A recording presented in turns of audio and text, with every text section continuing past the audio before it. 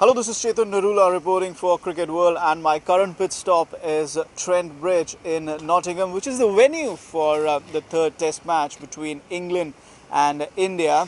And let me update you, if you are not up to date with the world of cricket, England have taken a 2-0 series lead after winning the Lord's Test by an innings and 159 runs. It was a bit of a rain-affected game. There was so much rain that technically the match only lasted for 2 days. India lost in just over 6 sessions. The first day was complete washout.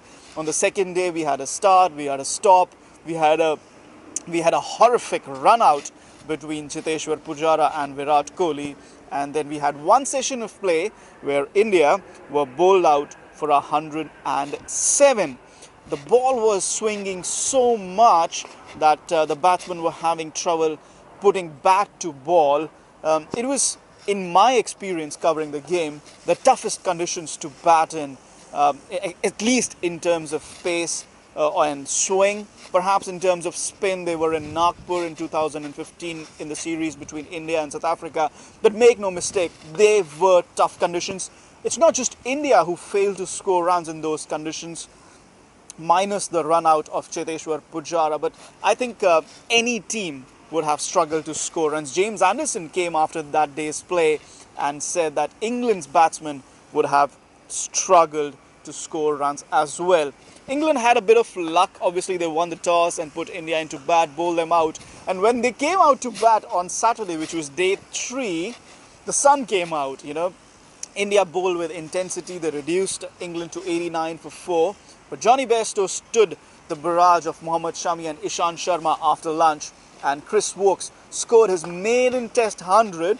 Ben Stokes who, right?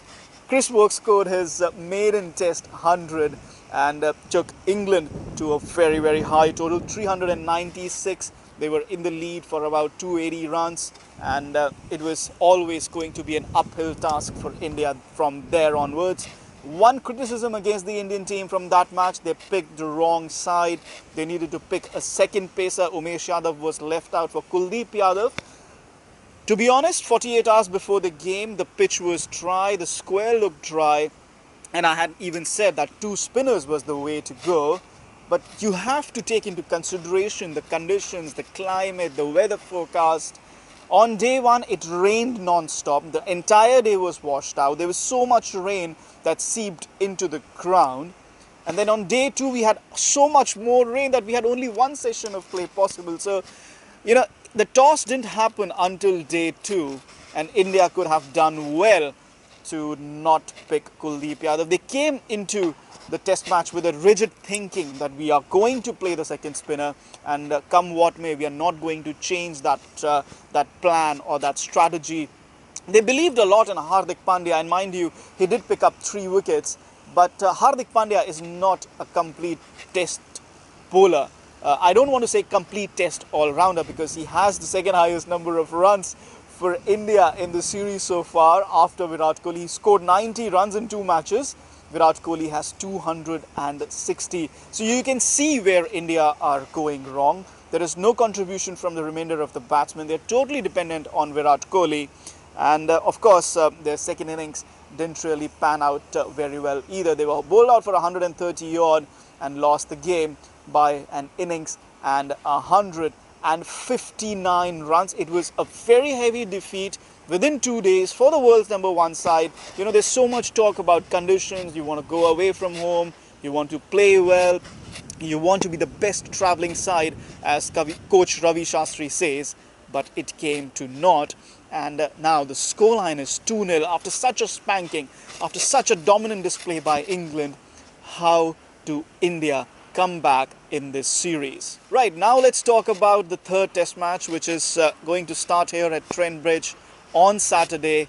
Again, the question to ask is, how will India come back into this match? 3 points to talk about. First of all, the pitch and the conditions. The pitch is very, very different from 2014. It was a flat track here. It was a drawn match. India scored 400. England scored 400, and India again scored 390 odd in that match. So thrice in that match, in that one match, over the span of 5 days, two teams scored 400 runs. This time the pitch is completely different. Just behind me, England team is practicing. So the pitch is completely different. There's a bit more moisture in the square. There's a little bit of grass on the pitch, as we have seen throughout this series, that there is grass on the top surface to hold it together. And most importantly, we need to look up as well. It's cloudy. There's always a breeze blowing across Trent Bridge. There will be swing, there will be seam, and there is a cloudy forecast for the next 4 days. There might be intermittent spells of rain as well. So the bottom line is that India this time have to take conditions into account.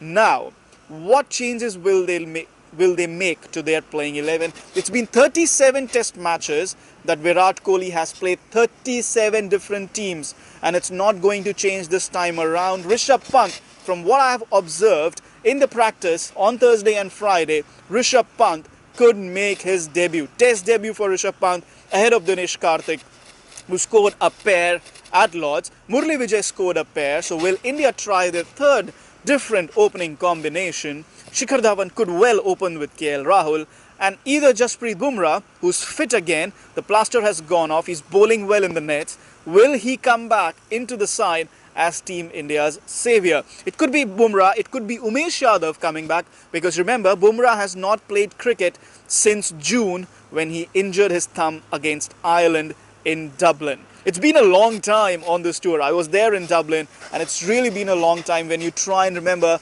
how long Bumrah has not played cricket. So you're expecting 2 to 3 changes for India. Will England change their playing 11? That is a huge question as well.